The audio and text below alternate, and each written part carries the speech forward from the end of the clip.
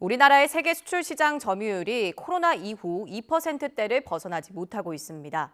지난해에는 2008년 글로벌 금융위기 이후 14년 만에 역대 최저치를 기록했습니다. 윤혜리 기자입니다.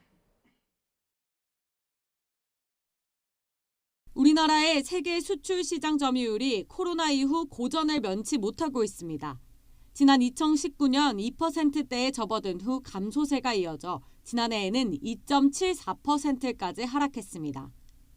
지난 2008년 글로벌 금융위기 이후 14년 만에 가장 낮은 수치입니다. 수출 감소는 일자리에도 직격탄을 입힙니다.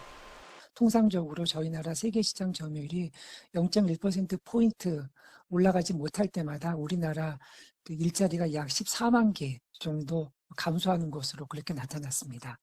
13개월 연속 무역 적자 행진을 이어가고 있는 올해는 상황이 더 심각합니다. 지난달까지 누적 무역 적자는 224억 달러로 불과 석 달치 적자가 지난해 전체 규모의 47%에 이르렀습니다. 올해 수출이 이렇게 부진한 건 세계적인 경기 침체 분위기에 최대 교역국이었던 대중 수출이 줄어들고 에너지 수입 가격이 급등했기 때문입니다. 특히 중국의 반도체 수요가 줄고 중간재 수출 자립도가 늘면서 최대 적자국으로 돌아선 영향이 큽니다.